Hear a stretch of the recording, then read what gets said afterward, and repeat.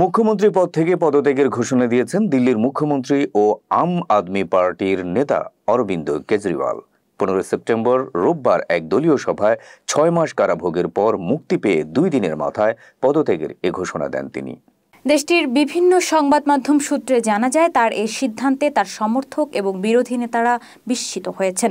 কেজরিওয়াল বলেন, 2 দিন পর আমি মুখ্যমন্ত্রী পদ থেকে পদত্যাগ করব। জনগণের রায় না পাওয়া পর্যন্ত আমি দায়িত্বে ফিরব না।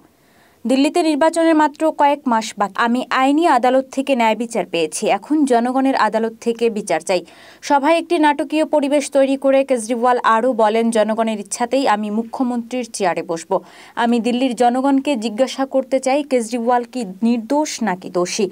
যদি আমি আপনাদের জন্য কাজ করে থাকি তবে আমাকে ভোট দিন। তিনি তার পদ নিয়ে এ সময় জনতার সামনে চ্যালেঞ্জ ছুড়ে দেন। জেল থেকে ফিরে সম্মানের সঙ্গে পুনরায় দায়িত্ব পালনের লক্ষ্যে এমন সিদ্ধান্ত নিয়েছেন বলে জানান তিনি। তবে শিগগিরই একটি সভা করে নতুন মুখ্যমন্ত্রীর নাম ঘোষণা করার প্রসঙ্গে কেজরিওয়াল বলেন, তার পদত্যাগের পর একজন দলীয় সদস্যকে মুখ্যমন্ত্রী হিসেবে ঘোষণা করা হবে এবং তিনি জনগণের সমর্থন চাইবেন। তিনি আরও বলেন, দিল্লির নির্বাচন যা ফেব্রুয়ারিতে হওয়ার কথা তা মহারাষ্ট্রের নির্বাচনের সঙ্গে নভেম্বরেই অনুষ্ঠিত হতে পারে।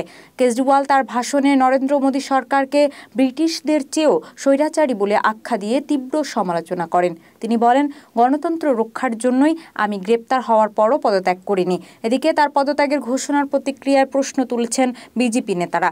আর কেজরিওয়ালের এই পদত্যাগকে স্বাগত জানিয়েছে দিল্লি কংগ্রেসও।